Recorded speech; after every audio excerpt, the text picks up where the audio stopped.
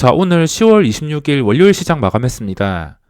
오늘도 하락장이라 생각이 많아지면서 대박 기회를 놓치게 되어서 마음이 아픈데, 솔직히 주식을 하면서 이런 초대박 쉬운 자리에서 쉽게 움직여주는 기회는 자주 없는데, 최근에 이런 초대박 종목이 안 좋은 시장 속에서 3개나 연속으로 나왔습니다. 하지만 시장이 안 좋아서 생각이 많아지다 보니까 이 3개 종목에서 큰 성과가 없어서 지나고 나니까 마음이 너무 쓰립니다. 박셀바이오, 이오플로우, 그리고 피플바이오, 이 3종목 다 급등 전에 제가 분석을 했고, 박셀바이오도 어제 영상까지 올려드리면서 분석을 했던 종목입니다. 주식이라는 게 참 지나고 나면 아쉬움이 많이 남는 것 같습니다. 여태까지 잘 참고 있지만 완벽해지는 게 정말 어려우며, 완벽하게 매매하고 싶어서 완벽하게 계획을 세웠다 하더라도 물론 단타로는 당연히 먹을 수야 있겠지만, 단타 이상을 뛰어넘는 오버나잇 스윙 10%, 20% 이상 수익률, 한 종목에서 그런 수익률이 발생하려면 이 모든 계획과 맞아떨어질 때만 저는 매매를 하는데, 항상 한 개씩 어긋나는 점이 있어서 오늘 많이 아쉬웠습니다. 시장이 떨어지니까 짧게 매매를 하거나 매매를 쉬어야 되는데, 하필이면 지금 중요한 자리에서 이런 시세가 나와서 생각이 많아져서 이 종목에서는 큰 성과가 없습니다.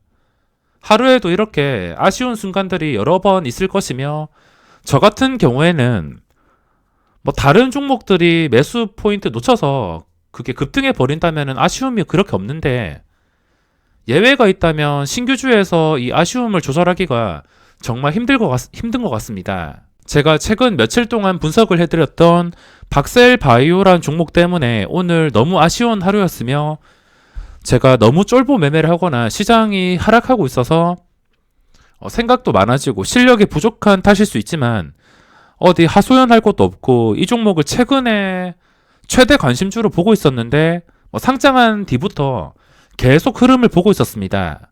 근데 최근에 5일선 올라와서 다시 주가가 27,000원 근처까지 근접을 하면서 이제 최대 관심주로 보고 있었지만, 분석만 제대로 한 다음에 접근을 하지 못했습니다.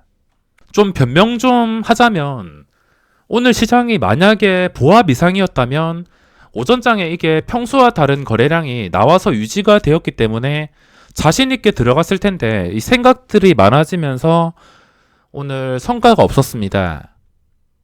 오늘 이런 각도로 한 방에 고점을 뚫어줄지는 상상도 하지 못했으며, 제가 원했던 그림이 시장이 조금이라도 진정되면서 아니면 하루 이틀 정도 하락을 쉬었다가 지수가 조금 시초가 근처에서 거래가 될 때, 그때 이 종목도 한 27,000원가 근접하게 된다면 그때 들어가려 했지만, 이렇게 보시다시피 단 하루 만에 크게 시세가 나왔습니다. 최근에 이오플로우, 피플바이오, 이오플로우는 제가 정확하게 여기서 9월 29일 시장 끝나고서 분석을 했으며, 그리고 피플바이오는 첫날에 분석을 했습니다.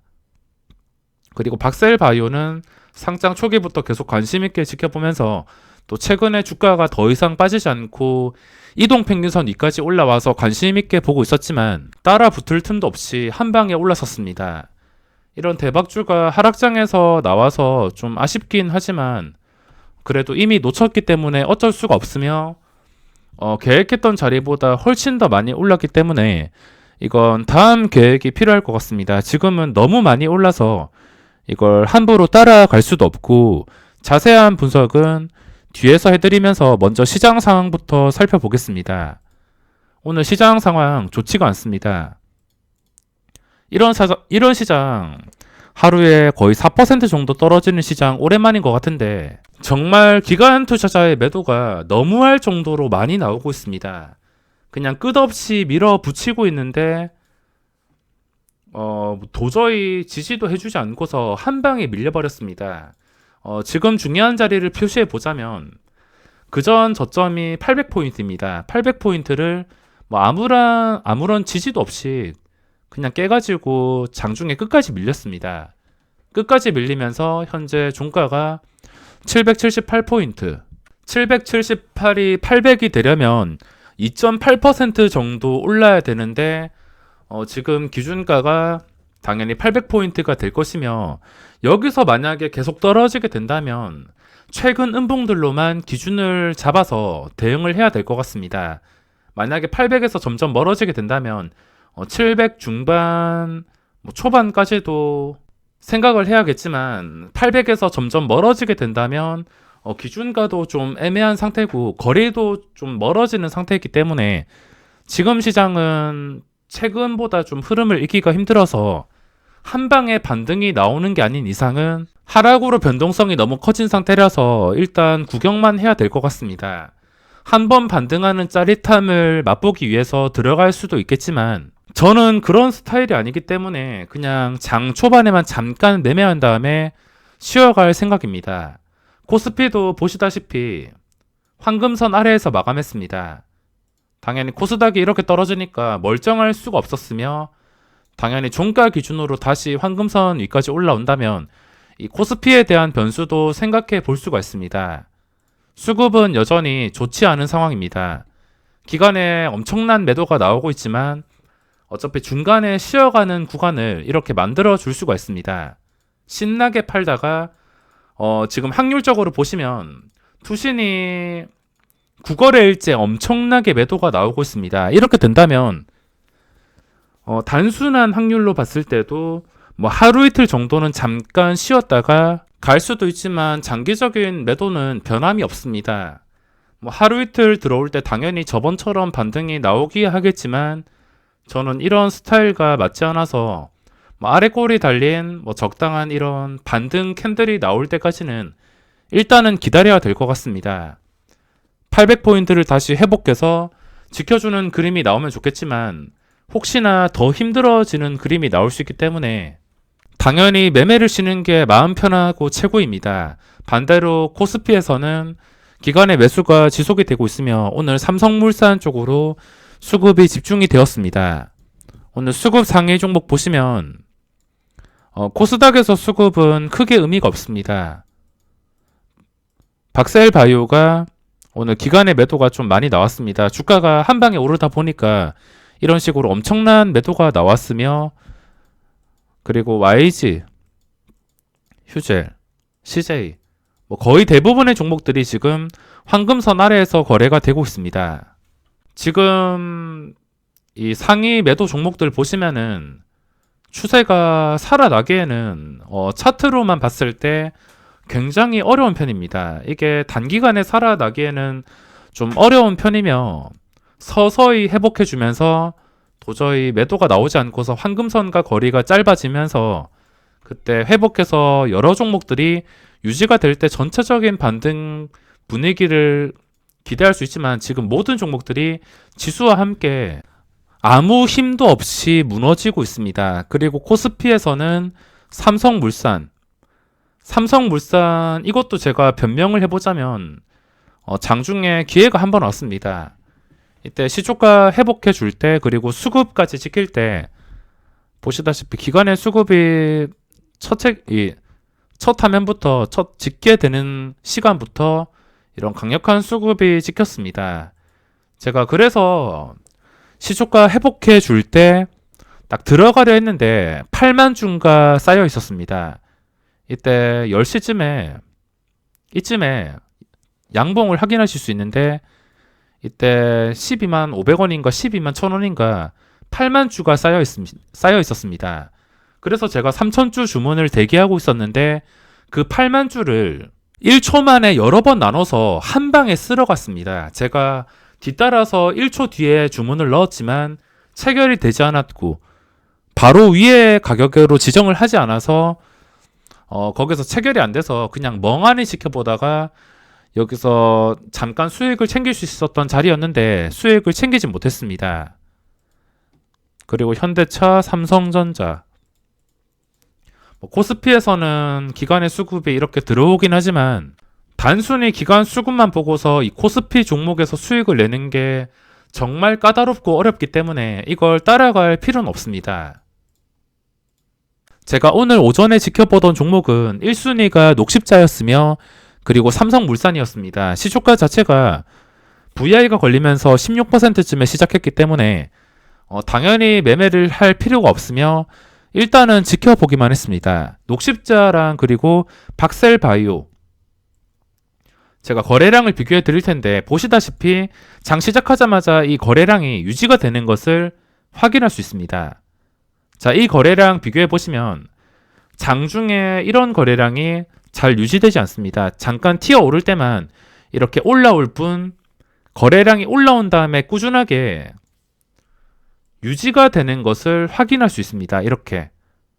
그것도 장 초반부터 갭상승 뜨면서. 그래서 이 종목을 지켜보다가 한번 뚫어줄 때 짧게 매매를 하긴 했습니다.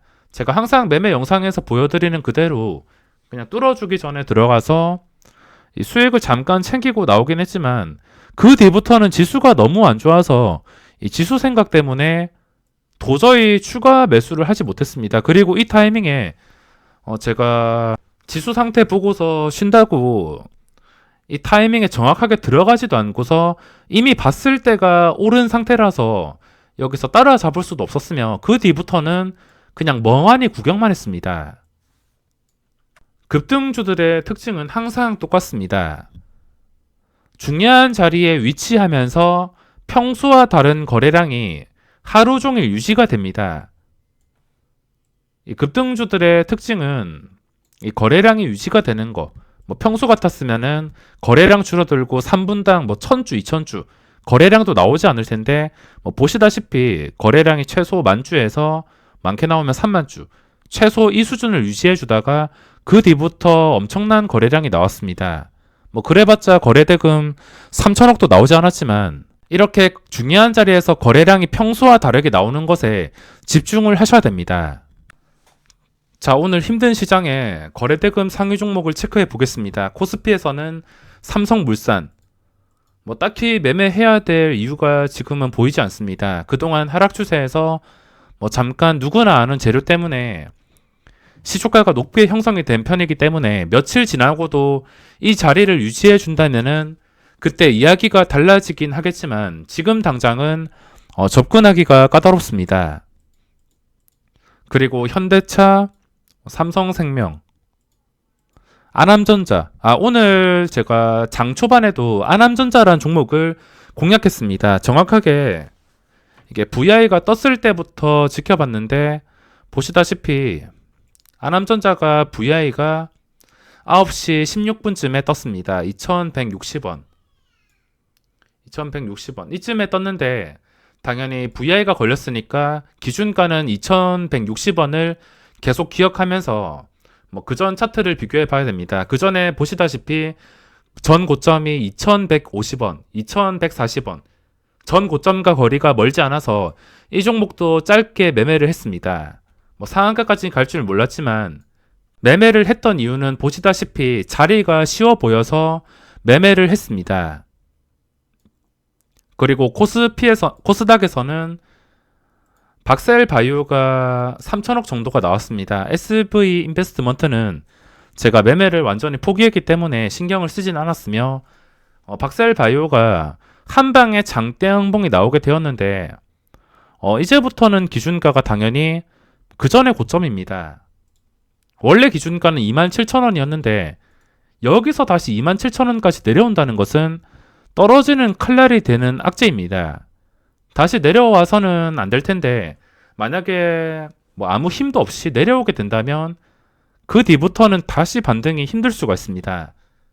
여기까지 버티면은 엄청난 손실을 입기 때문에 지금부터 기준가는 당연히 이때 최고 높았던 전 고점 31,200원이 되겠습니다. 31,200원과 그리고 오늘 마감한 종가 한 31,700원 정도, 그리고 고가인 31,950원까지 31,000원 이상이 기준가가 될 수가 있으며 너무 한 방에 올랐기 때문에 저는 당분간은 매매할 생각은 없습니다. 며칠 지켜보면서 주가가 거래량 유지와 함께 쉽게 빠지지 않는다면은 또 이때처럼 계획을 세워서 그때 매매를 생각해 볼 생각이며 한 방에 이렇게 30% 올랐기 때문에 지금 당장은 너무 부담스러워서 못 들어갈 것 같습니다.